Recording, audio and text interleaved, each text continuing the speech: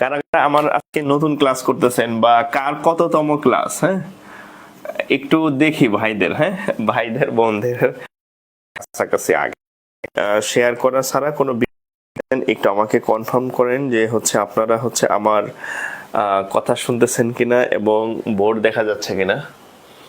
একটু আমাকে একটু কমেন্ট করেন, হ্যাঁ, যে সবকিছু ঠিকঠাক আছে কিনা। হ্যাঁ, তাহলে হচ্ছে আমরা শুরু করব আর কি। হ্যাঁ, আচ্ছা আচ্ছা, অনেকে জয়েন করছেন, আমাকে একটু কমেন্টে জানান যে সবকিছু ঠিক আছে কিনা। হ্যাঁ, আপনারা আমার কথা শুনতেছেন কিনা একটু কমেন্ট করবেন। এবং হচ্ছে যে কালকে ব্যাংকের পরীক্ষা, আর আজকের ক্লাসটা নট অনলি ফর ব্যাংক, আপনারা যারা সামনে নিবন্ধন পরীক্ষা দিবেন, প্রাইমারি পরীক্ষা দিবেন, হ্যাঁ সবার জন্য, হ্যাঁ ফর এভরিবডি এই ক্লাসটা খুবই গুরুত্বপূর্ণ। হ্যাঁ, আর যে কোনো চাকরির পরীক্ষার জন্য আপনার এই তথ্যগুলো অবশ্যই আপনাকে জানতে হবে আর কি, জানা উচিত আর কি। হ্যাঁ, সো হচ্ছে আজকে আমরা জিকে নিয়ে আলোচনা করব। ব্যাংক এবং আদার্স যে কোনো চাকরির পরীক্ষাতেই এই টপিক থেকে সব সময় মানে এই জিনিসগুলো আপনাকে জানতে হবে আর কি। আপনি যেই পরীক্ষায় দেন বাংলাদেশের জব মার্কেটে, আপনি যেই পরীক্ষায় দিতে যান না কেন, এই জিনিসগুলো আপনাকে জানতে হবে। আচ্ছা, আমাকে একটু কমেন্ট করেন সব ঠিকঠাক আছে নাকি। আর আরেকটা বিষয় হচ্ছে আপনার কাছে যদি ক্লাসটা সেভ রাখতে চান, অর্থাৎ পরবর্তীতে যদি আপনি আবার দ্বিতীয়বার দেখার ইচ্ছা থাকে যে হচ্ছে আমি পরবর্তীতে যাতে আবার ক্লাসটা দেখতে পাই, তাহলে শেয়ার করা ছাড়া কোনো বিকল্প নাই। হ্যাঁ, সিক্রেট গ্রুপের যেমন যারা অ্যাডমিটেড ওখানে ক্লাস ভিডিও ওখানেই থাকে, বাট আমার এই পেজে প্রত্যেকদিন অনেক পোস্ট হয়, আপনার পেজে অন টাইমলাইন অনেক পোস্ট হয়। সো আপনি হারাই ফেলবেন, দেখবেন 2 দিন পরে এই ক্লাসটা আর খুঁজে পাবেন না। সো এটার একমাত্র সমাধান হচ্ছে আপনি শেয়ার করে আপনার নিজের টাইমলাইনে এটা সেভ করে রাখেন, তাইলে হচ্ছে আপনি 6 মাস পরেও খুঁজে পাবেন। হ্যাঁ, 6 মাস পরেও আপনার টাইমলাইন স্ক্রল করলে আপনি খুঁজে পাবেন, না হলে কিন্তু খুঁজে পাবেন না আর কি। হ্যাঁ, আর আপনাদের বন্ধুদেরকে অবশ্যই মেনশন করে দেন, আপনার যারা বন্ধু আছে বান্ধবী আছে, হ্যাঁ অবশ্যই মেনশন করে দিবেন আর কি। হ্যাঁ, আর আমি কিছুটা হচ্ছে অসুস্থ আর কি। হ্যাঁ, কয়েকদিন যাবত ঠান্ডা জ্বর অ্যালার্জি জনিত সমস্যায় আছে আর কি। সো হচ্ছে ভয়েস হয়তো বা একটু কম লাউড হইতে পারে, আশা করি আপনারা সেটা বুঝে নেবেন আর কি। হ্যাঁ, আচ্ছা, আমি হচ্ছে আমার টপিকটা একটু লিখে দেই, আজকের টপিকটা। হ্যাঁ, এর মধ্যে হচ্ছে আপনারা একটু শেয়ার করে দেন, আর যাদের জন্য ক্লাস তাদেরকে আগে শেয়ার করে দিয়ে নেই। হ্যাঁ, এটা হচ্ছে পেইড গ্রুপ, পেইড ব্যাচের জন্য ক্লাসটা ছিল। আচ্ছা, সেখানে আগে শেয়ার করে দিয়ে নেই। ওকে, শেয়ার।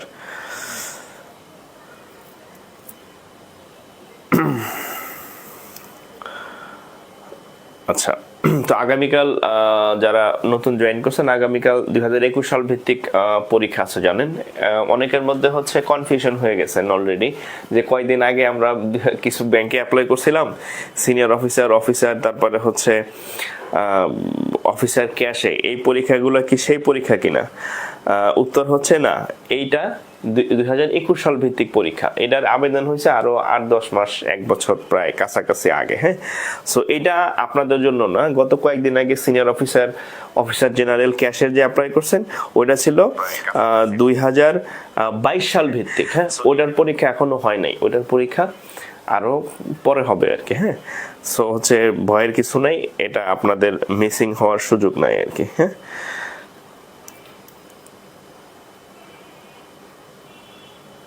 তো আজকে হচ্ছে আমরা জিকে নিয়ে আলোচনা করব। আর যেহেতু লাইভ ক্লাস, আমার পেজে সাম্প্রতিক জিকের উপর একটা নোট শেয়ার করা হয়েছে, কালেক্টেড নোট।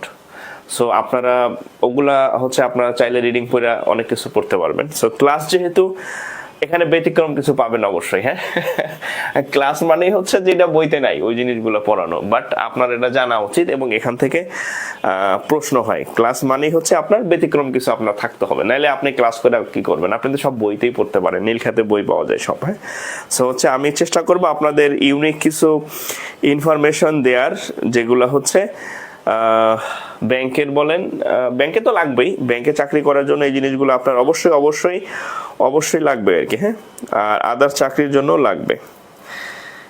ব্যাংক জিকে, আচ্ছা, খাতা কলম নিয়ে রেডি হন।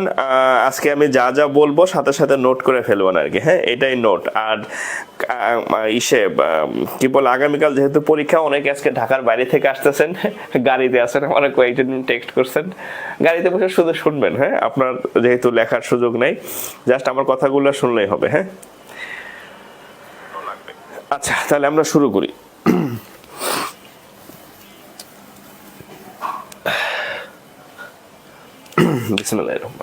দেখেন, আমাদের আজকের টপিক হচ্ছে ব্যাংক জিকে, হ্যাঁ।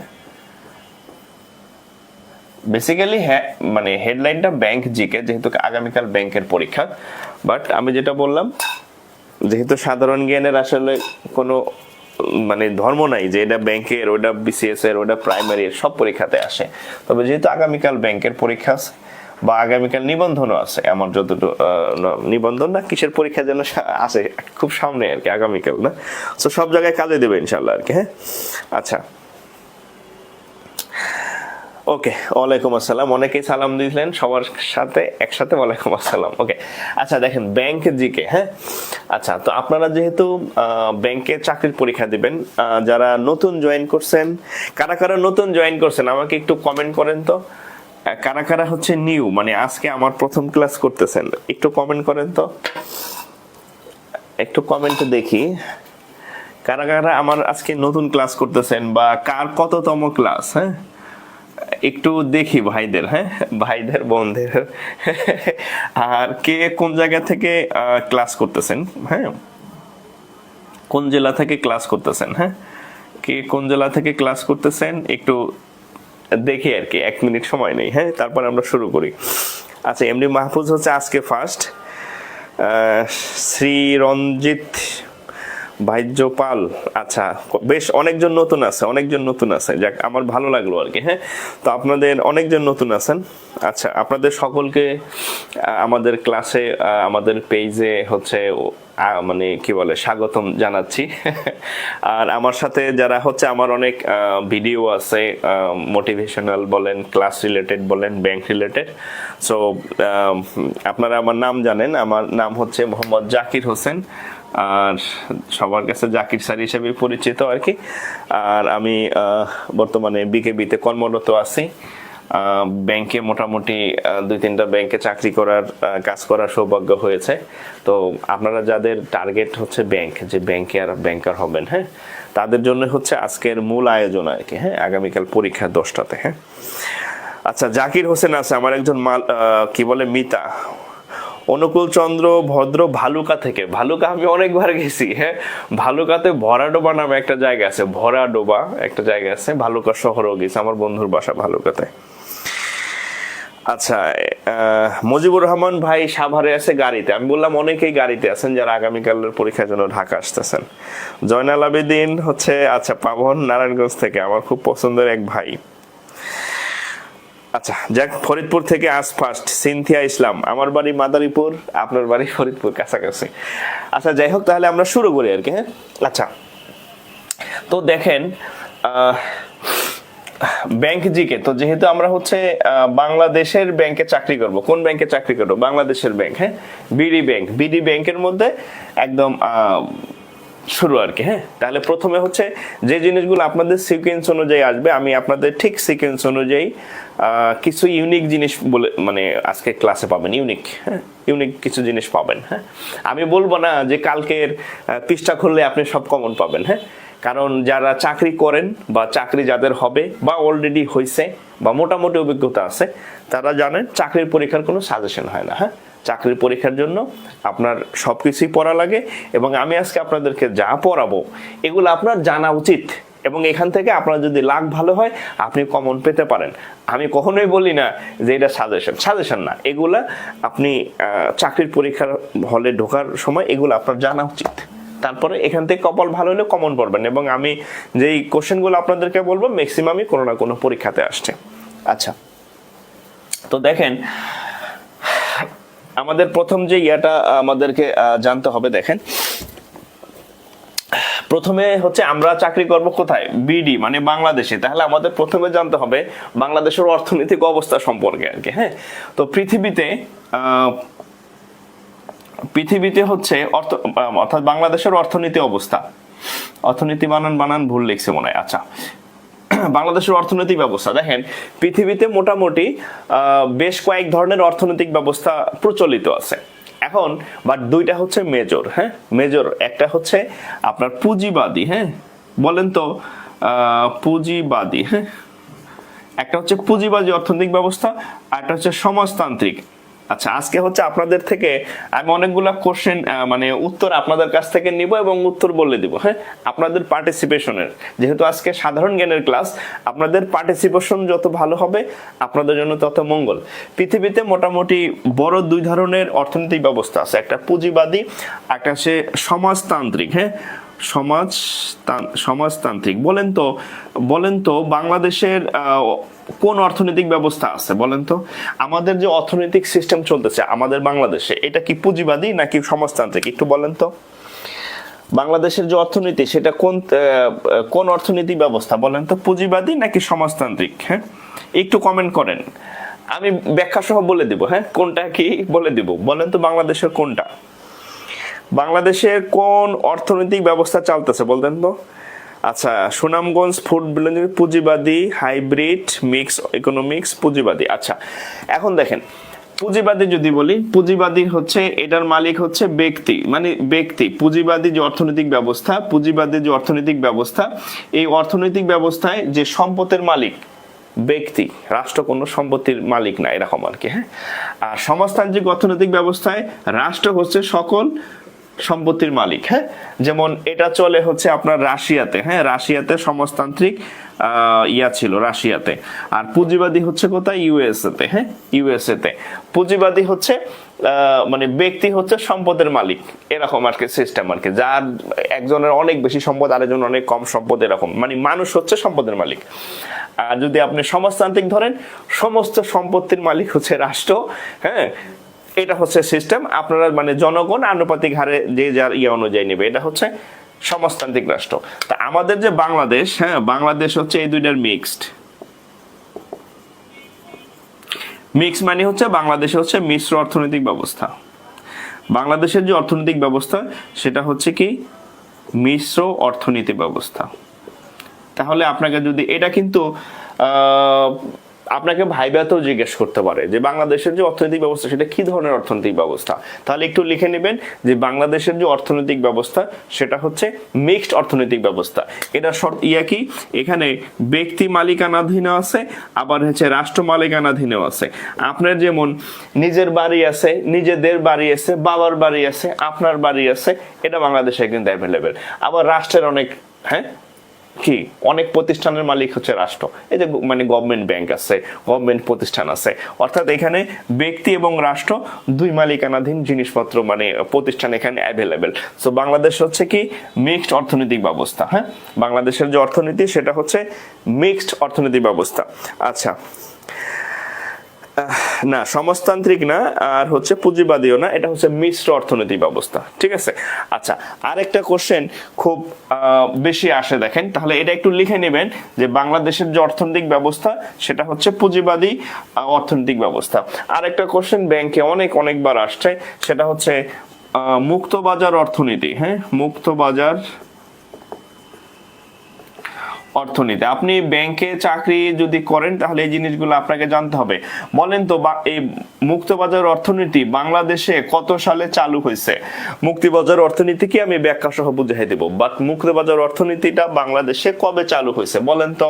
এটা ব্যাংকের পরীক্ষায় অনেকবার আসছে, একাধিকবার অনেক ব্যাংকের পরীক্ষাতে আসছে যে মুক্তবাজার অর্থনীতি কি এবং বাংলাদেশে এটা কবে চালু হয়েছে। একটু আমি অপশন দিব কিনা?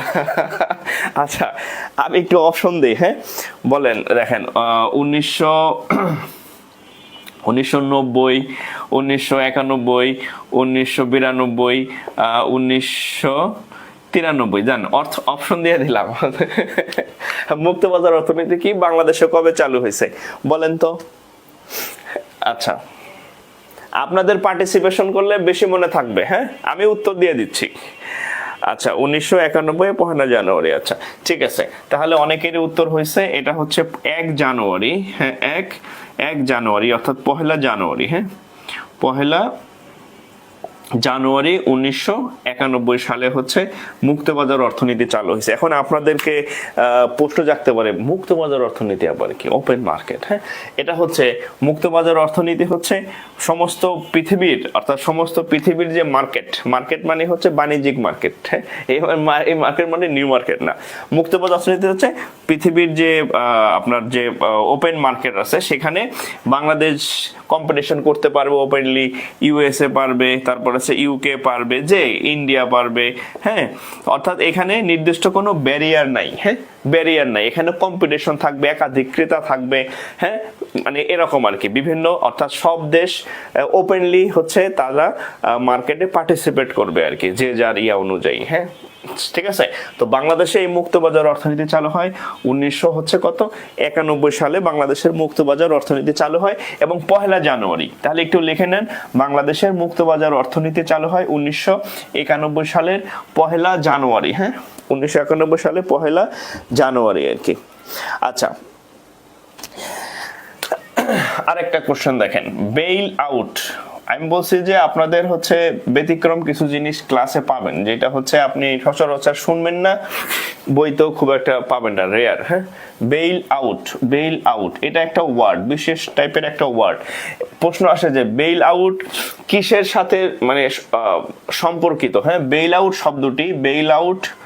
শব্দটি কিসের সাথে সম্পর্কিত, মানে কিসের সাথে সম্পর্কিত? বেইল আউট শব্দটি কিসের সাথে সম্পর্কিত?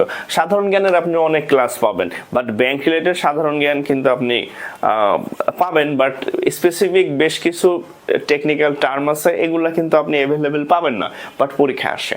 তাহলে দেখেন, এই যে বেইল আউট একটা শব্দ লিখলাম, বলছে বেইল আউট শব্দটির সাথে কিসের সাথে জড়িত। ধরেন আমি লিখলাম একটা হচ্ছে যুদ্ধ। হ্যাঁ, যুদ্ধ দেখলাম, তারপর হচ্ছে ধরেন নির্বাচন। হ্যাঁ, নির্বাচন, তারপর আর কি কি আছে, আর কয়েকটা অপশন আপনাদেরকে দেই। হ্যাঁ, তারপরে হচ্ছে কি কি আছে, আচ্ছা, তারপর ধরেন যে অর্থনীতি। হ্যাঁ, অর্থনীতি, তারপরে ধরেন রাজনীতি। হ্যাঁ, এরকম একটা ইয়া দিলাম, 1 2 3 4 চারটা অপশন। বেইল আউট একটা ওয়ার্ড, এটা অনেকবার পরীক্ষাতে আসছে। আমি আপনাদের এরকম কিছু বলবো না যা পরীক্ষায় আসে না। হ্যাঁ, যেগুলো পরীক্ষায় আসছে এবং আসবে, ওইগুলোই আপনাদেরকে একটু আলোচনা করে দিচ্ছি আমি। বেইল আউট শব্দটি কিসের সাথে সম্পর্কিত? কি কি অপশন দিচ্ছেন দেখি।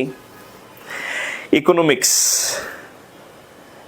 আচ্ছা, ওই যে শোভন ভাই বলছে যে রাজশাহী বিশ্ববিদ্যালয়ে এই ইউনিটে এই কোশ্চেনটা আসছে। হ্যাঁ, দেখছেন অবস্থা, বেইল আউট কিসের সাথে সম্পর্কিত?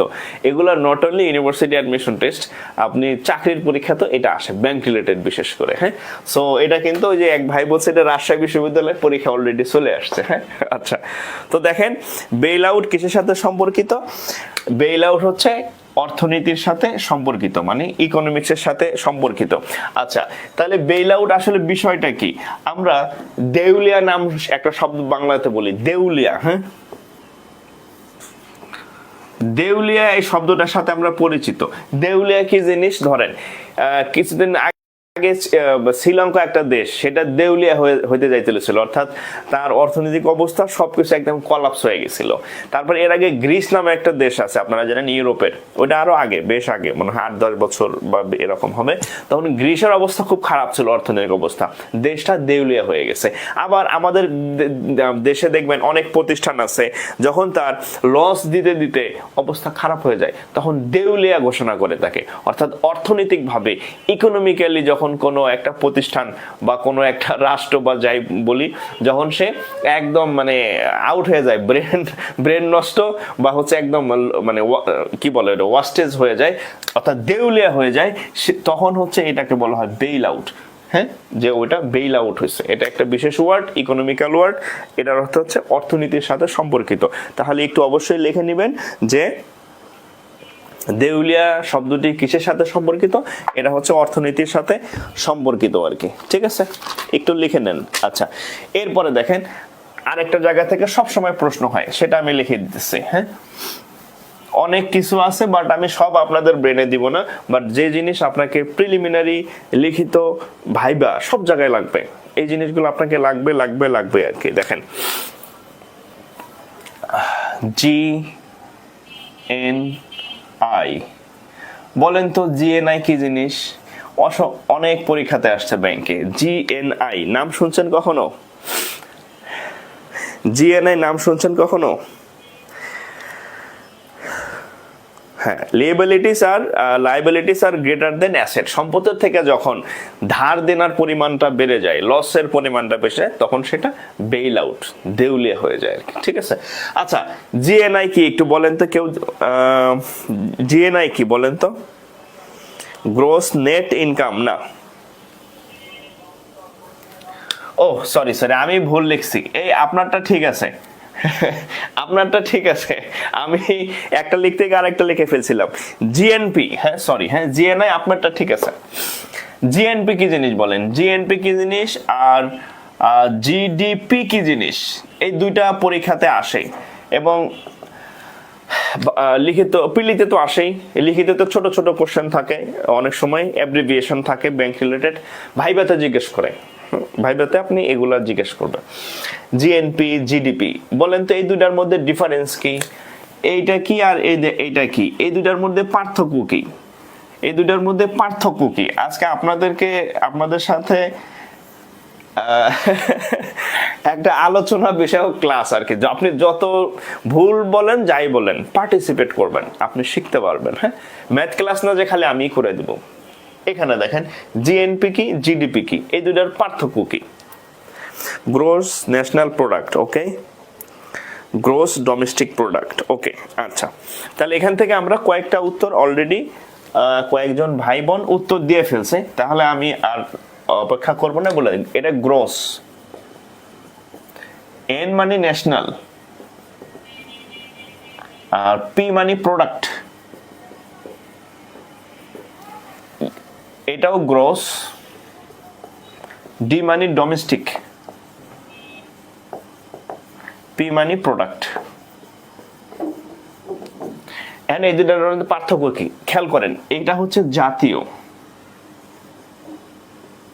জাতীয়, জাতীয় মানে হচ্ছে দেখেন দেশ প্লাস বিদেশ। আপনি দেশে থাকেন, আপনার এক ভাই বিদেশ থাকে, আপনার কাকা বিদেশে থাকে, আপনার বাবা বিদেশে থাকে, আপনার হাজবেন্ড বিদেশে থাকে। একটা দেশের মধ্যে ধরেন বাংলাদেশের 20 কোটি, এই ধরেন বাংলাদেশের সাপোজ ধরেন বাংলাদেশের 20 কোটি মানুষ আমরা বলি, হ্যাঁ 20 কোটি মানুষ দেশে আছে। দেশের বাইরে আরো মানুষ আছে না? ধরেন বাংলাদেশের বাইরে আরো হচ্ছে 20 লাখ আছে, হ্যাঁ 20 লক্ষ আছে। এই দুজনের যে ইনকাম সেটা হচ্ছে আপনার জিএনপি টোটাল। দেশের মধ্যে আমরা আছি, দেশের বাইরে যারা আছে, ইউএসএ আছে, ইন্ডিয়াতে আছে, মানে বাংলাদেশের সীমানার বাইরে যারা আছে, এই সব প্রোডাকশন, সব উৎপাদন, সব সেবা, সব ইনকাম একসাথে হচ্ছে জিএনপি। মানে এরা তো সবাই বাংলাদেশি আর কি, হ্যাঁ বাংলাদেশি। তাহলে দেশের 20 কোটি, ধরেন দেশের বাইরে আছে আরো 20 লাখ মানুষ, সবগুলো মিলে জিএনপি। আর ডোমেস্টিক মানে অনলি দেশ, মানে দেশীয় যেটা, হ্যাঁ অনলি দেশের মধ্যে যারা থাকে, আমরা আমজনতা, হ্যাঁ আমজনতা মানে ধরেন এই যে 20 কোটি যে আছে, এই এখান থেকে যে সেবা উৎপাদন হয়, যে সার্ভিস উৎপাদন হয়, হ্যাঁ প্রোডাক্ট উৎপাদন হয়, সেটা হচ্ছে এই যে জিডিপি, হ্যাঁ জিডিপি, সেটা হচ্ছে জিডিপি। দেখবেন আমাদের বাজেটে থাকে জিডিপি। জিডিপি মানে আমাদের বাংলাদেশের যে আয়তন আছে, বাংলাদেশের যে আয়তন আছে, এই ম্যাপ আছে, এই ম্যাপের মধ্যে মোটামুটি যারা থাকে, ম্যাপ ভালো হয়নি, ধরেন এই বাংলাদেশের টেকনাফ থেকে তেঁতুলিয়া, এর মধ্যে যারা থাকে এরা হচ্ছে জিডিপি। আর এটার সাথে এটা বাংলাদেশ, এটা সহ বাইরে যেটা থাকে সেটা হচ্ছে জিএনপি। শুধু জিডিপি মানে হচ্ছে এই দেশের মধ্যে, আর জিএনপি মানে হচ্ছে এই দুইটাই, দেশ এবং দেশের বাইরে। ঠিক আছে, একটু তুলে ফেলেন, তাহলে ভাইভাতে অবশ্যই পারবেন, ভাইভাতে অবশ্যই পারার কথা। আচ্ছা, আমার পড়া কি বুঝতেছেন? আমার পড়া কি বুঝতেছেন?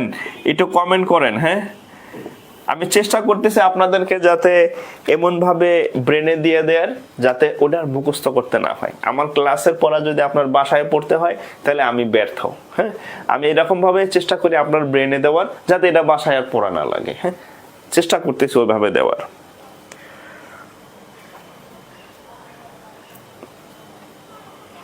আচ্ছা,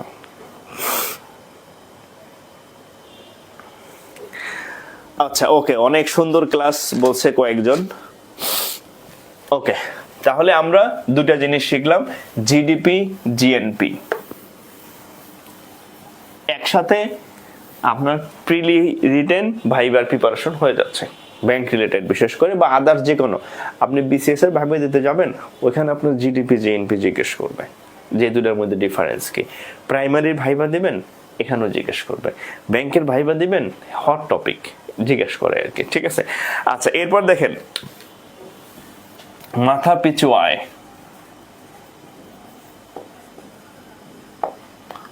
মাথা পিছু আয় খালি মুখস্থই করেন, বাংলাদেশের মাথা পিছু আয় এত ডলার। হ্যাঁ, মুখস্থই করেন মাথা পিছু আয় জিনিসটা কি। হ্যাঁ, মাথা পিছু আয় জিনিসটা কি বলেন তো। আচ্ছা, বর্তমানে বাংলাদেশের মাথা পিছু আয় কত বলেন তো, দিয়ে আপনাদের পার্টিসিপেশন। বর্তমানে বাংলাদেশের মাথা পিছু আয় কত দেখি। কালকে পরীক্ষা দেবেন ব্যাংকের, দেখি কে কয়জন পারেন। সামনে নিবন্ধনের পরীক্ষা, সারাদিন ফেসবুকে বসে থাকেন আপডেট হওয়ার জন্য, নিজেকে আপডেট করার জন্য। বলেন বর্তমানে বাংলাদেশের মাথা পিছু আয় কত বলেন দেখি, কয়জন পারে দেখি বলেন। সারাক্ষণ যে ফেসবুকে পড়ে থাকেন যে আমি আপডেট থাকার জন্য ফেসবুকে আছি, বলেন দেখি কি আপডেট আপনার কাছে আছে। বলেন বলেন, মাথা পিছু আয় বলেন বলেন। আপনারা মোটামুটি 350+ জন ক্লাস করতেছেন, কমেন্ট সংখ্যা খুব কম, কমেন্ট সংখ্যা খুব কম।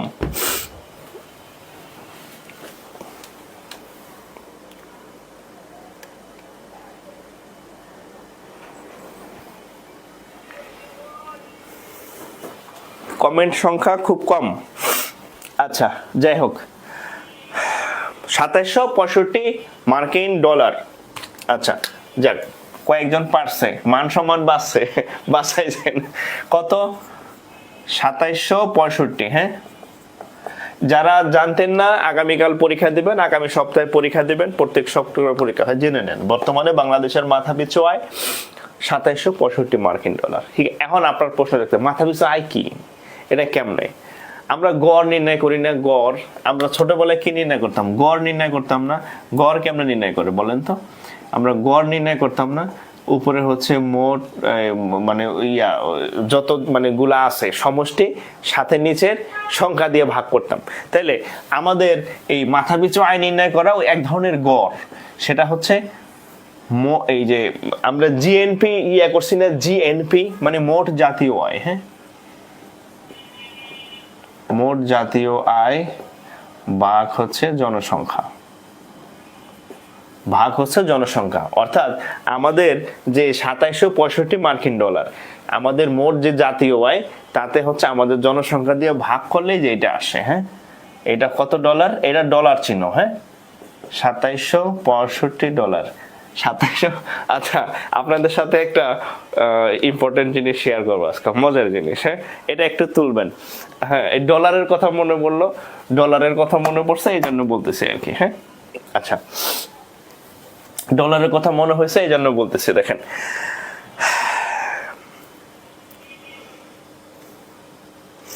আচ্ছা, 2824 না, আচ্ছা, আমি নিজেও যতটা জানি এটা 2765। তবে এটা দেখেন, এটা হচ্ছে যে কোনো দিন চেঞ্জ হইতে পারে। আপনি মনে হইতে পারে যে গতকাল হয়তো ডাটাটা চেঞ্জ হইতে পারে, বা আগামী পরশু ডাটাটা চেঞ্জ হইতে পারে।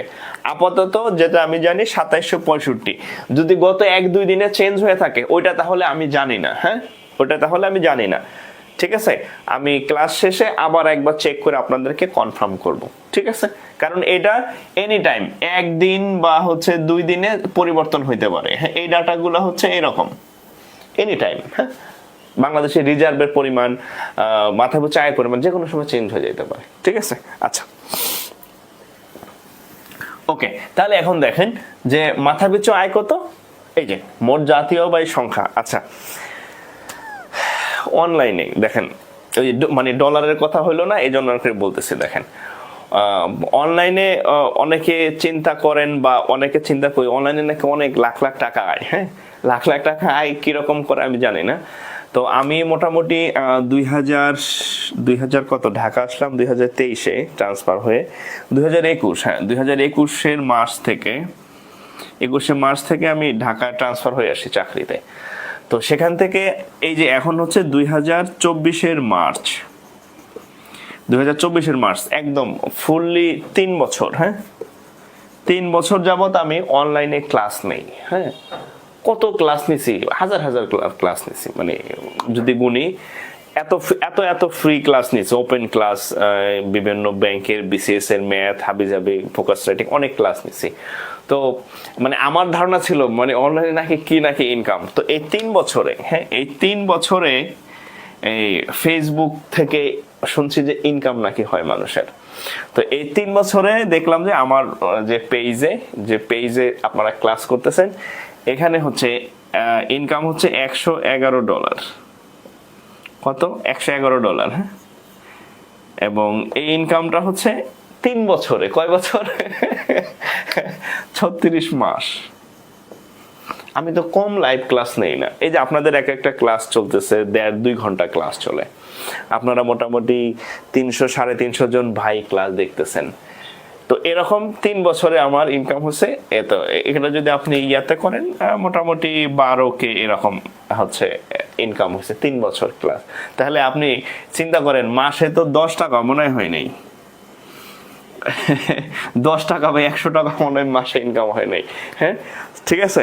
সো হচ্ছে এখানে আহামরি ওরকম মানে যদি আপনারা মানে বলে যে এই ইনকাম ও ইনকাম, আসলে আমি দেখলাম যে না, এটা অনেকটা কেউ হয়তো বাড়ায় বলে বা এরকম 2-4 জন ব্যতিক্রম থাকতে পারে, তাদের ইউটিউব বা ওরকম আসলে হয়তো অনেক বেশি ইনকাম। বাট আমি দেখলাম যে 3 বছরে এই আর কি। আচ্ছা, ওকে, আচ্ছা আমরা পরবর্তী আর একটা এসে যাই। দেখেন খুব ইম্পর্টেন্ট একটা জিনিস, দেখেন অর্থ বছর। হ্যাঁ,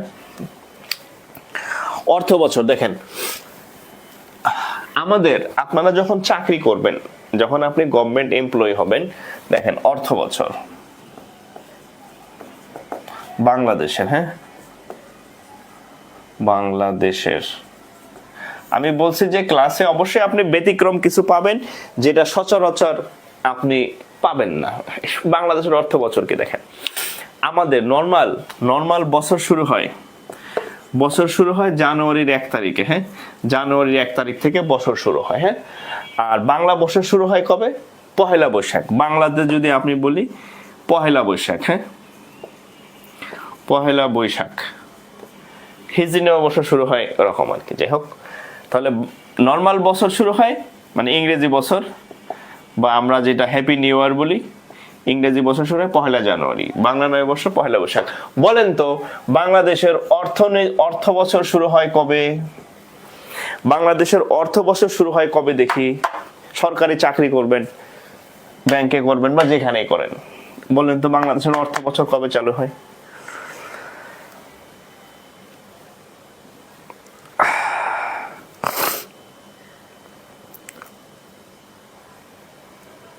ওকে, বলেন তো বাংলাদেশের জুন জুলাই। সানবীর হাসান সাব্বির, আচ্ছা সুমন আহমেদ আরিফ, জুন জুলাই 1 থেকে 23 জুন। আচ্ছা, জুন থেকে জুলাই একটা বলেন কবে শুরু হয়? এখানে একদিন শুরু হয় না, একটা ডেট বলেন ওই দিন শুরু হয়। আচ্ছা, জুন জুলাই, বুঝছি। দেখেন বাংলাদেশের অর্থ বছর শুরু হয় পহেলা জুলাই, শেষ হয় 23 জুন। এখানে সাথে আরেকটা জানতে করতে হবে, পাকিস্তানেরও একই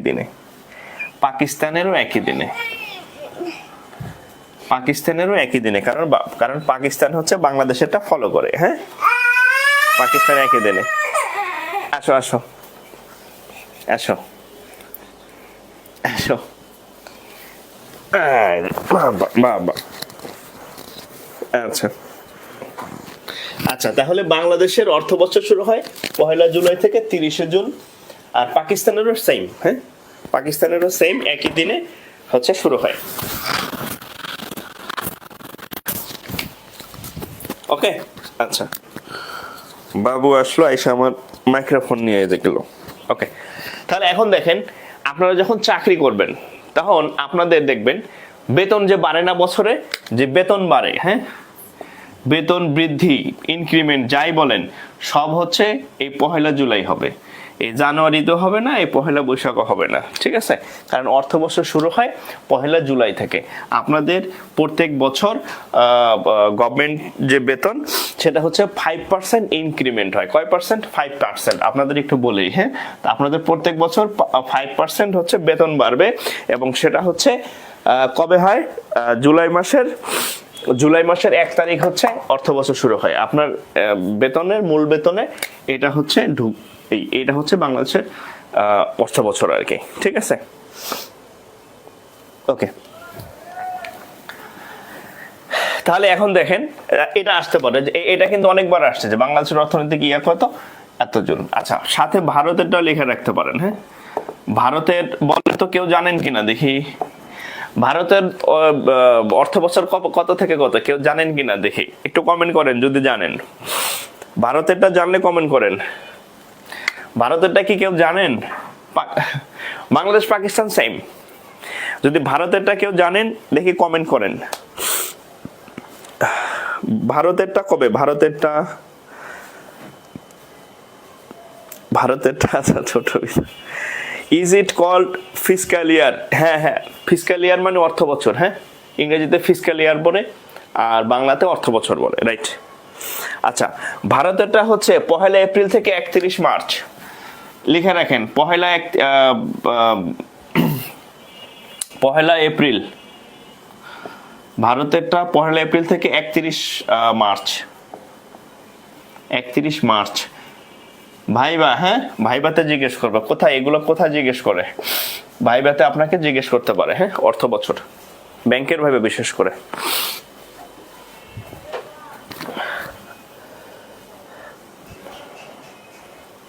হ্যাঁ, 1 এপ্রিল থেকে 31 মার্চ, এটা হচ্ছে ইন্ডিয়ার অর্থ বছর শুরু হয়। অর্থাৎ আমরা যেমন জুলাই থেকে হয় ওই।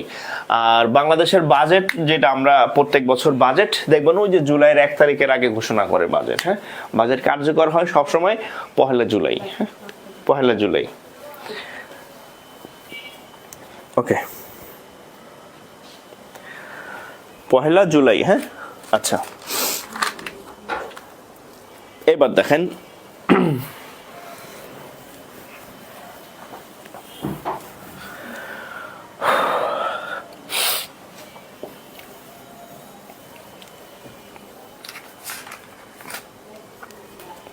আরেকটা গিয়ে দেখেন, ক্যামেলস রেটিং।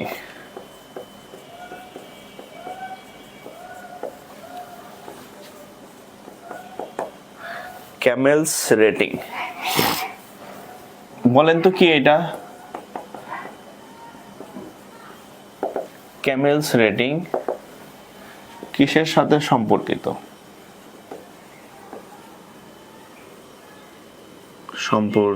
আচ্ছা, দরকার নেই। ক্যামেলস রেটিং কি? What is CAMELS rating? কে বলতে পারেন?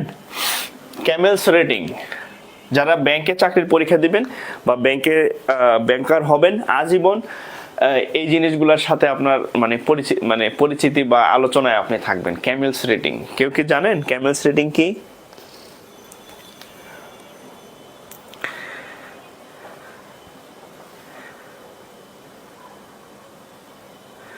জলবায়ু না, ইন্টারন্যাশনাল স্ট্যান্ডার্ড। হ্যাঁ, দেখেন, যত ধরনের, আমার কথা একটু শুনেন, এগুলো প্রত্যেকটার হচ্ছে অ্যাব্রিভিয়েশন আছে। হ্যাঁ, তো অত কিছু জানার দরকার নেই, জাস্ট জেনে রাখেন যে যত ধরনের ব্যাংক এবং আর্থিক প্রতিষ্ঠান আছে। কি কি প্রতিষ্ঠান? একটা হচ্ছে ব্যাংক, একটা হচ্ছে আর্থিক প্রতিষ্ঠান। ধরেন আমরা আমাদের রেজাল্ট কেমনে ইয়া করি, সিজিপিএ বলি না, আমাদের রেজাল্ট, আমাদের অনার্স, আমাদের এসএসসি তারপর হচ্ছে এইচএসসি তারপর হচ্ছে অনার্স, হ্যাঁ আমরা কি করি, এখানে বলতাম জিপিএ আর এখানে বলি সিজিপিএ, হ্যাঁ জিপিএ সিজিপিএ বলি।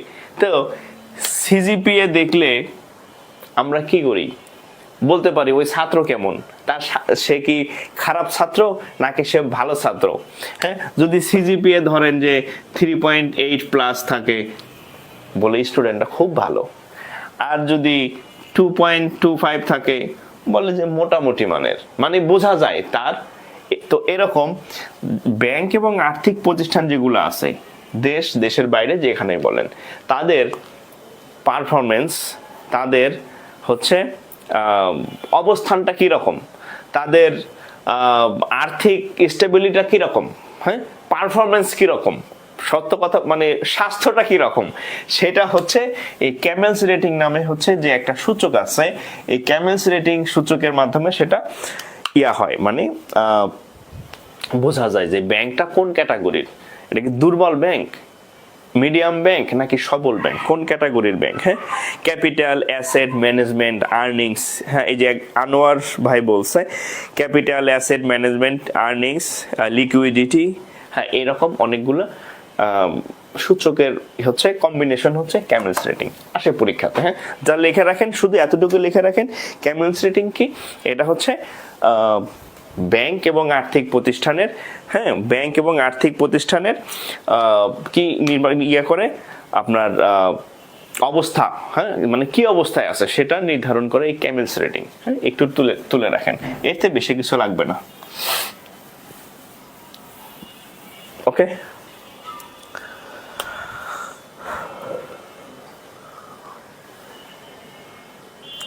আমার বান্ধবীকে লাইভ দেখতে বললাম, বাট এখন আর মেসেজ সেন্ড করতেছে না আমার। সমস্যা নাই, আপনি চাকরি পাইলে দেখবেন বান্ধবী, তখন আর বান্ধবীর আপনি হচ্ছে করবেন না, কি বলে সিন করবেন না। হ্যাঁ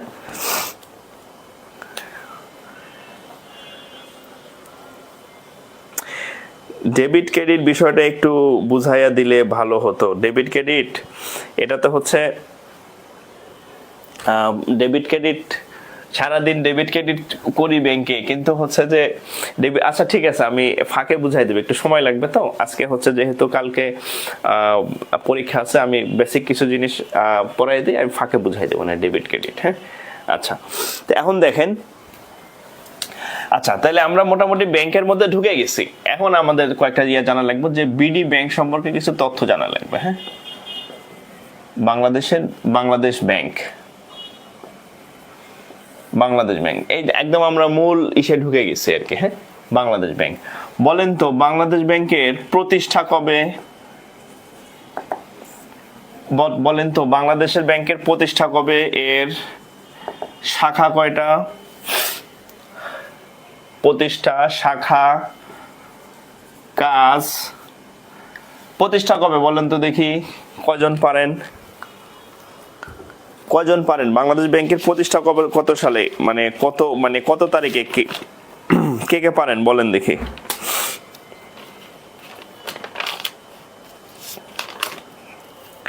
বাংলাদেশ ব্যাংকের প্রতিষ্ঠা কত তারিখে বলেন।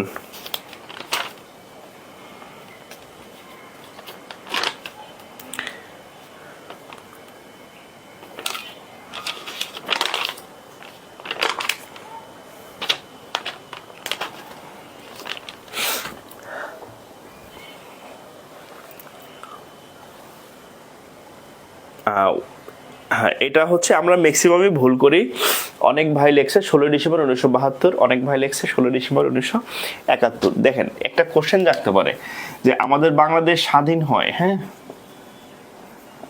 বাংলাদেশ স্বাধীন হয় কত, 16 ডিসেম্বর 1971, এটা 16 ডিসেম্বর 1971 বাংলাদেশ স্বাধীন হয়। তো এই অনুযায়ী অনেক ভাই লিখছেন যে এটার প্রতিষ্ঠা হচ্ছে 16 ডিসেম্বর 1972। ঠিক আছে, এটা হওয়াটা স্বাভাবিক যে 71 সালে স্বাধীন হয়েছে, এক বছর পর বাংলাদেশ ব্যাংক প্রতিষ্ঠা হয়েছে না, এটা 1971 সালে স্থাপিত হয়েছে, মানে বাংলাদেশ ব্যাংকের প্রতিষ্ঠা। এখন বলতে পারেন যে আগে দেশের ওই দিনই স্বাধীন হইলো, ওই দিনই কেমনি দেশ হয়ে গেল? পরবর্তীতে মানে বাংলাদেশ ব্যাংক আগে পাকিস্তান আমল থেকে এটা অ্যাক্টিভ ছিল, বাট তখন নামটা ছিল আলাদা, যেহেতু তখন বাংলাদেশ ছিল না, তখন এটার একটা আলাদা নাম ছিল। State bank of Pakistan. হ্যাঁ, কি নাম ছিল? State bank of Pakistan. এটা ছিল বাংলাদেশ ব্যাংকের আগের নাম, অর্থাৎ পাকিস্তান আমলে এই যে বাংলাদেশ ব্যাংক আছে এটা তখন ছিল, বাট তখন নাম ছিল স্টেট ব্যাংক অফ পাকিস্তান। তারপর যখন 1971 সালে 16 ডিসেম্বর বাংলাদেশ স্বাধীন হলো, এটাকে ব্যাকডেট দিয়া ওই দিনই এটার প্রতিষ্ঠাকাল হিসাবে দেখা মানে সিদ্ধান্ত হয় আর কি। এই জন্য বাংলাদেশ ব্যাংকের যে প্রতিষ্ঠা যে ডেট আর বাংলাদেশের যে স্বাধীনতার ডেট একই, মানে বিজয় দিবস যেটা একই ডেট। ঠিক আছে, তাহলে 16 ডিসেম্বর 1971। শাখা হচ্ছে 10টা, বাংলাদেশ ব্যাংকের শাখা হচ্ছে 10টা টোটাল।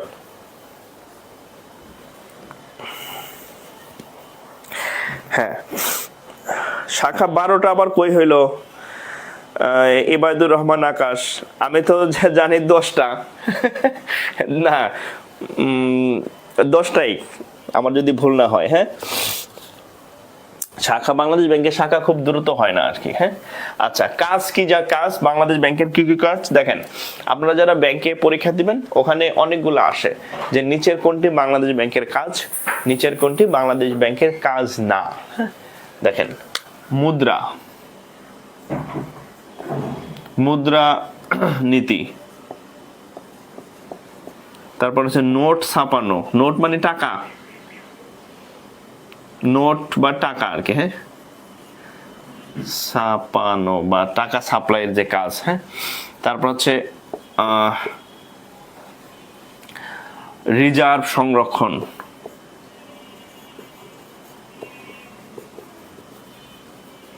রিজার্ভ মানে বৈদেশিক যে মানে রিজার্ভ থাকে ওটা বাংলাদেশ ব্যাংক সংরক্ষণ করে। তারপর হচ্ছে ক্লিয়ারিং হাউস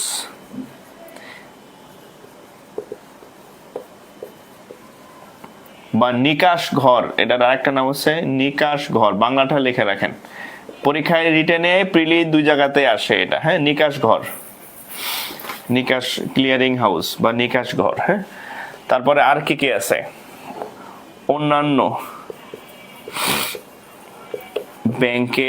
ব্যাংককে নিয়ন্ত্রণ, আর অনেক কাজ আছে, মোটা দাগে এই কাজগুলো মোটামুটি প্রধান আর কি। হ্যাঁ, কি কি? মুদ্রানীতি প্রচলন করা, তারপরে হচ্ছে কি বলে নোট বা টাকা ছাপানো কাজ, তারপর রিজার্ভ সংরক্ষণ, তারপরে হচ্ছে ক্লিয়ারিং হাউস বা নিকাশ ঘরের কাজ করে, অন্যান্য ব্যাংকের নিয়ন্ত্রণ করা, আর হচ্ছে সরকারের ব্যাংক। এটা কোথায় লাগবে? এটা লাগবে আপনার প্রিলিতে লাগবে, এটা হচ্ছে রিটেনে লাগবে, এটা হচ্ছে ভাইভাতে লাগবে, এগুলো লাগবে, প্রিলি, রিটেন, ভাইবা। ঠিক আছে, ওকে।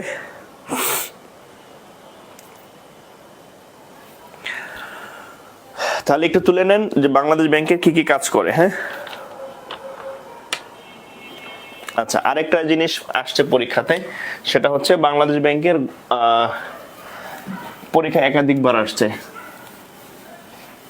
বাংলাদেশ ব্যাংকের গভর্নরের মেয়াদ, গভর্নরের মেয়াদ 4 বছর। আচ্ছা, আরেকটা জিনিস আপনাদের লিখে নেই, অনেকবার পরীক্ষাতে আসছে, সেটা হচ্ছে সরকারি নোট।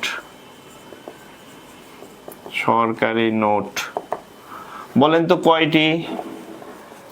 এই সরকারি নোট কয়টি বলেন তো দেখি, কে কে জানেন? সরকারি নোট বলতে নোট আছে, সরকারি নোট কয়টা বলেন তো?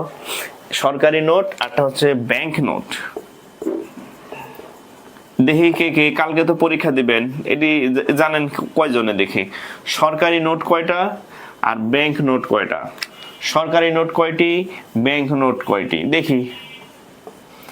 এটা খালি ব্যাংকে লাগবে তা না, আপনার যে কোনো চাকরির পরীক্ষাতে এগুলো আপনার জানতে হবে, ভাইবা জিজ্ঞেস করতে পারে। ঠিক আছে, বলেন তো সরকারি নোট কয়টা, ব্যাংক নোট কয়টা? সরকারি নোট কয়টা, ব্যাংক নোট কয়টা বলেন? এবং এই দুইটার মধ্যে পার্থক্যটা কোথায়, এই দুইটা কেন, এদেরকে কেন আলাদা ধরা হয়, পার্থক্য কি? সরকারি নোট আর ব্যাংক নোটের মধ্যে পার্থক্য কি? ভাইবাতে জিজ্ঞেস করে বসে থাকবে, সরকারি নোট এবং ব্যাংক নোটের মধ্যে পার্থক্য কি? ব্যাংক নোট 60টি, 3টা। আচ্ছা,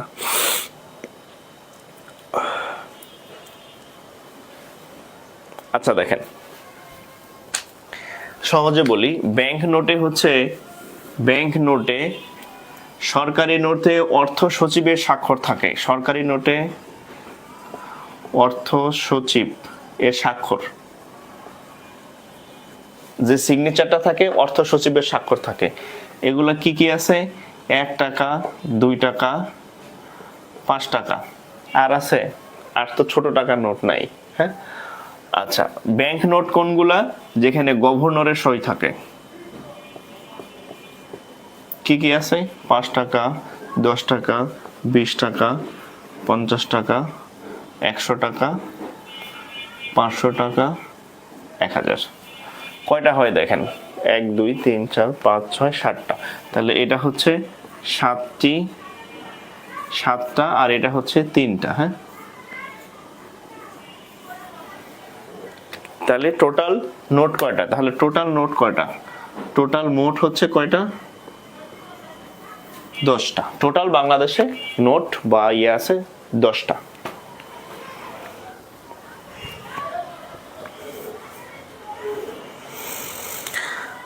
হ্যাঁ, এমডি হৃদয় মিয়া, হৃদয় মিয়া, হ্যাঁ আপনার উত্তর ঠিক আছে। হ্যাঁ হ্যাঁ,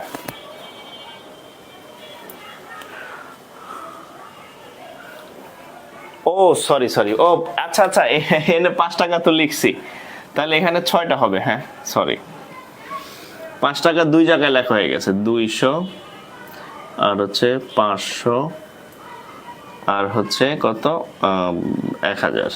হ্যাঁ, সংখ্যা ঠিক আছে। হ্যাঁ, 1 2 3 4 5 6 7, হ্যাঁ এখানে 7টা, ঠিক আছে।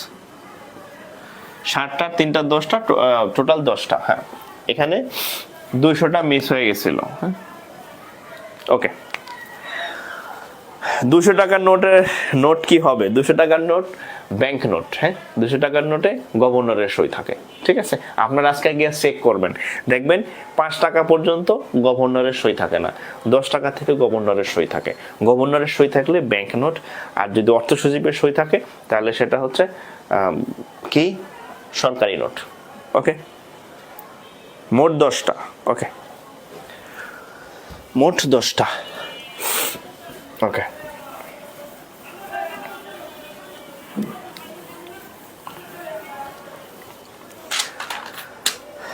আচ্ছা দেখেন, তফসিলি ব্যাংক,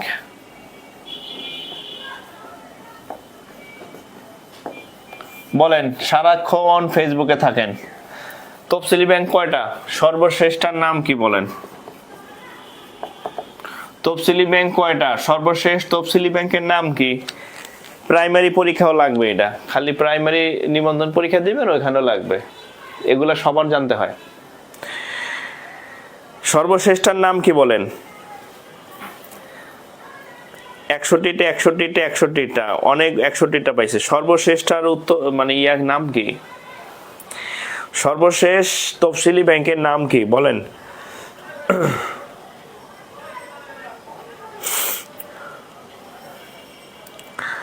সর্বশেষ তফসিলি ব্যাংকের কি নাম?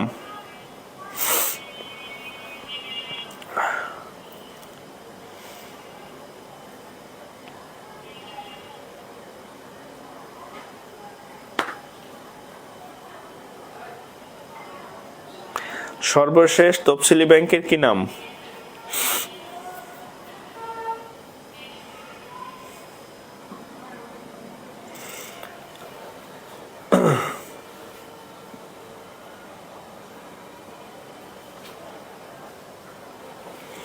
আচ্ছা, বর্তমানে বাংলাদেশে 61টা তফসিলি ব্যাংক আছে, সঠিক। টোটাল 61টা তফসিলি ব্যাংক বর্তমানে বাংলাদেশে আছে। হ্যাঁ, আচ্ছা, আরেকটা জিনিস আপনাদেরকে একটু বলে রাখি, সেটা হচ্ছে তফসিলি ব্যাংক কাদেরকে বলা হয়। তফসিলি ব্যাংক তাদেরকে বলা হয় যারা হচ্ছে, এটা একটু লিখে রাখেন। হ্যাঁ, এটা কিন্তু ভাইভাতে অনেক সময় জিজ্ঞেস করে, বা এমনিতে আপনাদের জানা দরকার তফসিলি ব্যাংক কি। এটা হচ্ছে বাংলাদেশ ব্যাংক অর্ডার 1972। হ্যাঁ, যারা এই এই দুইটা আইন মাইনা চলে। কোন দুইটা আইন দেখেন, 1 নম্বর Bangladesh bank act, Bangladesh bank order, Bangladesh bank order, Bangladesh bank order 1972। আর হচ্ছে ব্যাংক কোম্পানি অ্যাক্ট 2 নম্বর, bank company, bank company act 1991। এই দুইটা যদি মানে, এই দুইটা মানলে সেটা হচ্ছে তফসিলি ব্যাংক।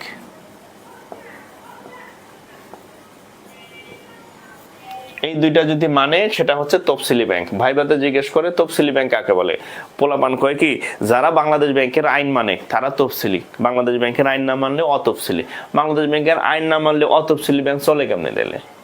হ্যাঁ, এই জন্য স্পেসিফিক বলবেন। হ্যাঁ, কি কি উত্তর? এই দুইটা এক যদি মানে তাহলে তারা হচ্ছে তফসিলি ব্যাংক। ঠিক আছে, এই দুইটা ব্যাংক, এই দুইটা আইন যারা মানে তারা হচ্ছে তফসিলি ব্যাংক।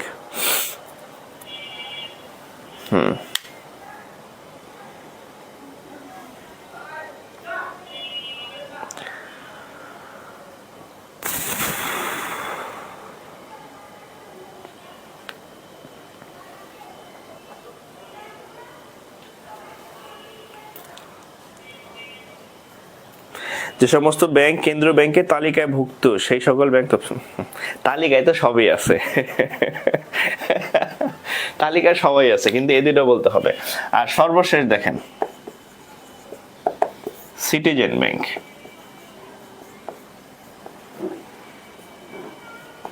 সর্বশেষ সিটিজেন ব্যাংক। আপনারা অনেক জায়গায় দেখবেন 62, 63 এরকম ব্যাংকের সংখ্যা লেখা আছে, এগুলো এখনো অনুমোদন পায় নাই। তাহলে আপনি কোনটা দিবেন? যেটা বাংলাদেশ ব্যাংকের একটা ওয়েবসাইট আছে। হ্যাঁ, বাংলাদেশ ব্যাংকের ওয়েবসাইটে লেখা আছে যে বর্তমানে তফসিলি ব্যাংক 61টা, সর্বশেষ সিটিজেন ব্যাংক 62, 63 যে কয়েকটা নাম প্রস্তাবিত হয়েছে এগুলো এখনো অ্যালাউ হয়নি, এই পর্যন্ত হয়েছে। ঠিক আছে, ওকে। বর্তমানে বাণিজ্যিক ব্যাংক কোনটি? আচ্ছা, আমি এটা লিখে দিচ্ছি। হ্যাঁ, দেখেন সর্বশেষ সিটিজেন ব্যাংক। আচ্ছা, সর্বশেষ সিটিজেন ব্যাংক না? আচ্ছা, দেখেন এই ব্যাংকের মধ্যে আবার হচ্ছে অনেকগুলা হচ্ছে ইয়া আছে, আপনার রাষ্ট্রায়ত্ত ব্যাংক আছে। আচ্ছা, দেখেন ব্যাংক, হ্যাঁ, ব্যাংকের অনেকগুলা ক্যাটাগরি আছে। একটা হচ্ছে সরকারি, দেখেন সরকারি, হ্যাঁ, সরকারি বা রাষ্ট্রায়ত্ত। হ্যাঁ, সরকারি বা রাষ্ট্রায়ত্ত বলা হয় এগুলোকে, মানে রাষ্ট্রায়ত্ত। হ্যাঁ, রাষ্ট্রায়ত্ত ব্যাংক। এর মধ্যে 2 ধরনের ব্যাংক আছে। একটা হচ্ছে বাণিজ্যিক ব্যাংক। বাণিজ্যিক ব্যাংক কোনগুলা? যারা বাণিজ্য কার্যক্রম করে। উদাহরণ সোনালী, রূপালী, আর কি আছে, জনতা, হ্যাঁ, জনতা ব্যাংক, এগুলা হচ্ছে বাণিজ্যিক ব্যাংক। আরেকটা হচ্ছে বিশেষায়িত ব্যাংক, স্পেশালাইজড ব্যাংক। বিশেষায়িত ব্যাংক সরকার বিশেষ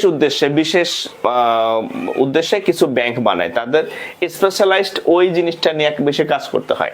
যেমন বাংলাদেশ কৃষি ব্যাংক মানে বিকেবি, তারপরে রাকাব, বিকেবি, রাকাব মানে রাজশাহী কৃষি উন্নয়ন ব্যাংক, তারপরে পিকেবি প্রবাসী কল্যাণ ব্যাংক। এগুলো হচ্ছে বিশেষায়িত ব্যাংক।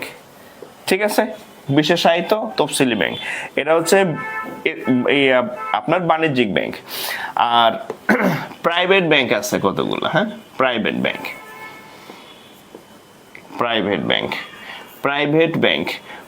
ব্যাংকের মধ্যে সবগুলাই হচ্ছে প্রাইভেট এবং সবগুলাই বাণিজ্যিক। প্রাইভেট ব্যাংক যেগুলো আছে সবই মোটামুটি সবই বাণিজ্যিক, সবই বাণিজ্যিক। এদের আর স্পেশালাইজড নাই যে বাংলাদেশ কৃষি ব্যাংক বা হচ্ছে রাকাব, এরকম কিছু নাই। তাহলে ব্যাংকের মধ্যে মোটামুটি দুইটা ভাগ, একটা সরকারি বা রাষ্ট্রায়ত্ত, একটা হচ্ছে প্রাইভেট। সরকারির মধ্যে দুইটা প্যাটার্ন আছে, একটা হচ্ছে বাণিজ্যিক ব্যাংক আর একটা হচ্ছে বিশেষায়িত ব্যাংক। সবই সরকারি ব্যাংক, সবই সরকারি ব্যাংক। তো আর প্রাইভেট ব্যাংক তো প্রাইভেট ব্যাংকই। প্রাইভেট ব্যাংকের আবার দুইটা টাইপ আছে, এটা আবার একটু লিখে রাখতে পারেন। একটা হচ্ছে দেশি আর একটা হচ্ছে বিদেশি। প্রাইভেট ব্যাংকের মধ্যে দুইটা টাইপ আছে, সরকারি ব্যাংকের দুইটা টাইপ, বাণিজ্যিক বিশেষায়িত। প্রাইভেট ব্যাংকের দুইটা টাইপ, দেশি বিদেশি। ঠিক আছে?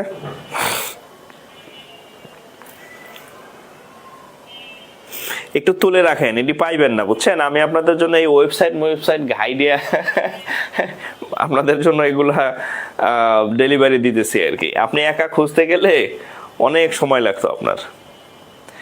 ঠিক আছে? স্বায়ত্তশাসিত ব্যাংক নিয়ে কিছু বলেন।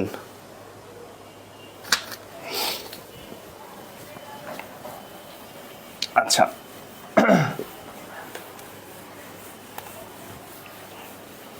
সরকারি যে রাষ্ট্রায়ত্ত ব্যাংকগুলো আছে সবগুলাই মোটামুটি স্বায়ত্তশাসিত ব্যাংক। স্বায়ত্তশাসিত ব্যাংক মানে হচ্ছে মানে সরকারি যে ব্যাংকগুলো আছে, যেমন ধরেন যে সোনালী ব্যাংকে সরকার কিছু পুঁজি দিছে, তারা বিজনেস করতেছে, ব্যবসা করতেছে, লাভ লস একটা পার্ট সরকারকে দেওয়া লাগতেছে, এরকম আর কি।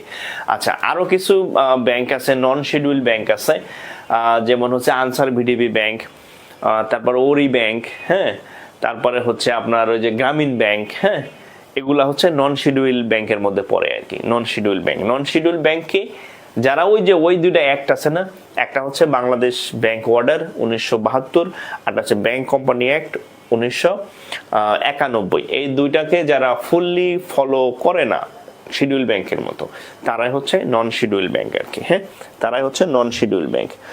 আচ্ছা,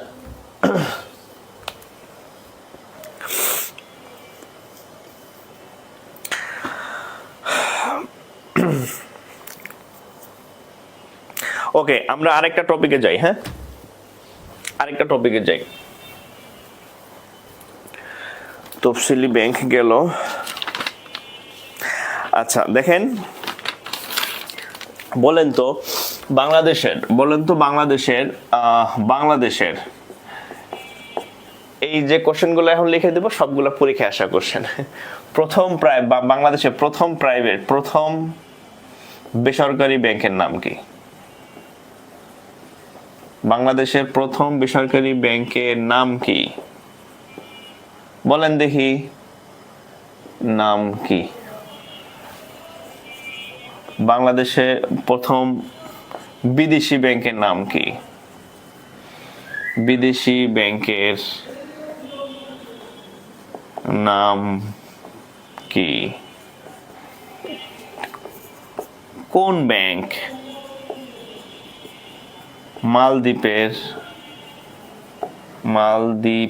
মালদ্বীপের কেন্দ্রীয় ব্যাংকের দায়িত্ব এখন মনে হয় নাই, পরীক্ষা আসছিল, পালন করে। বলেন, তিনটা প্রশ্ন লিখছি। একটা হচ্ছে বাংলাদেশের প্রথম বেসরকারি ব্যাংক নাম কি? বাংলাদেশের প্রথম বিদেশি ব্যাংকের নাম কি? কোন ব্যাংক? মালদ্বীপের। এটা সম্ভবত কিছুদিন, হ্যাঁ, এখন মনে হয় আছে কিনা জানি না, বাট পরীক্ষাটা যেহেতু চলে আসতে পারে, আপনাদের একটু জানিয়ে রাখা দরকার। মালদ্বীপের কেন্দ্রীয় ব্যাংকের দায়িত্ব পালন করে কোন bank?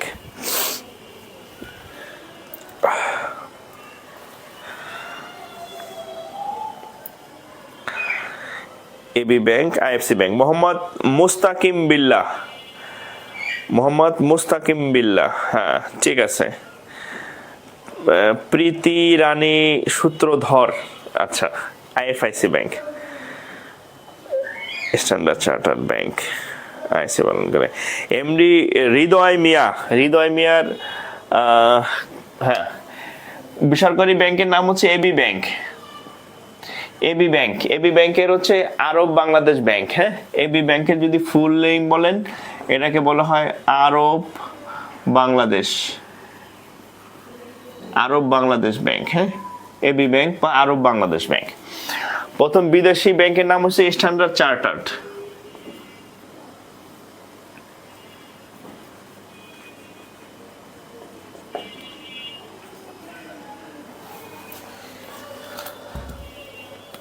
Chartered bank, standard chartered bank প্রথম বিদেশি ব্যাংক। কোন ব্যাংক মালদ্বীপে কেন্দ্রীয় ব্যাংকের দায়িত্ব পালন করে? IFIC bank.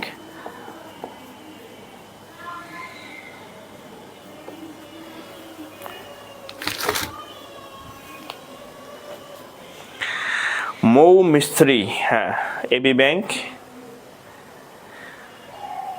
স্যার ইউটিউব থেকে রেকর্ড ক্লাস করলে কি ভালো প্রিপারেশন নেওয়া যায়, একটু বলবেন? মোশাররফ ভাই বলছেন।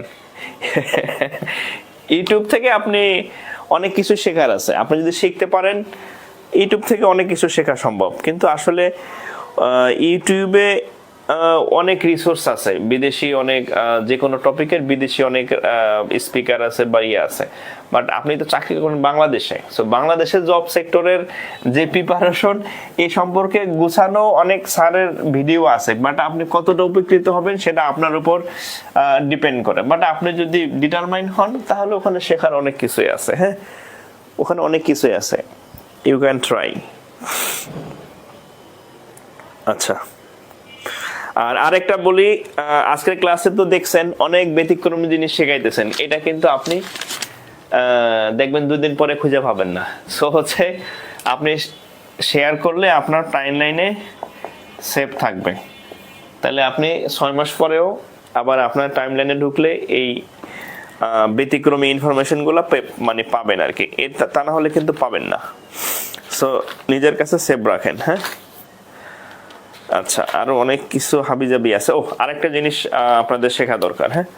বলেন তো এমআরএ কি? এমআরএ বলেন তো দেখি কে কে পারে, পরীক্ষায় আসছে অনেকবার। এমআরএ বলেন দেখি, এমআরএ কি? এটার কিছুদিন আগে একটা সার্কুলার হয়েছিল এমআরএ তে। এমআরএ কি বলেন?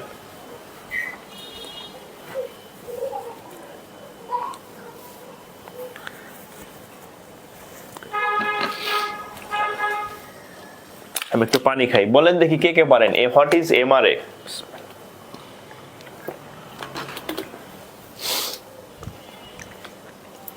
Market rate price. Nipu Chakraborty চেষ্টা করছেন, অনেক ধন্যবাদ। Micro credit regulatory authority, Shahidul Zahir, হ্যাঁ হয়েছে।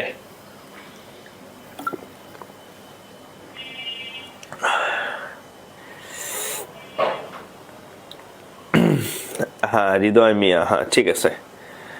মার্কেট রেট প্রাইস না, মার্কেট রেট প্রাইস হয়তো হয়, বাট আমাদের যে এমআরএ এটা হচ্ছে micro credit regulatory authority.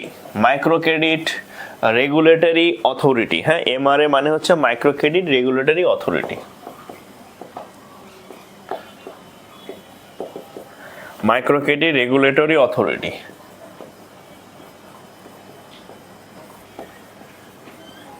Authority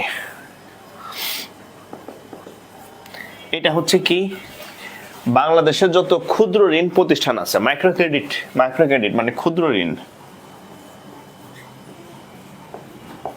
ক্ষুদ্র ঋণের যত প্রতিষ্ঠানগুলো আছে এগুলাকে কন্ট্রোল করে এমআরএ।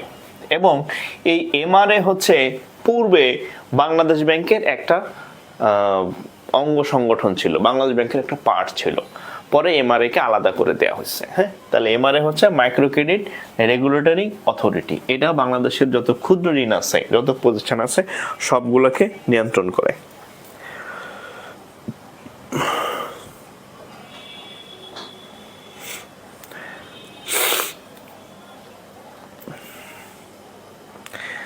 শাহ আলম শিপু বলছে সিনিয়র অফিসারের প্রশ্নে কোনো সিনোনিমস অ্যান্টোনিম ছিল না, কালকের টাইকে কিভাবে থাকবে?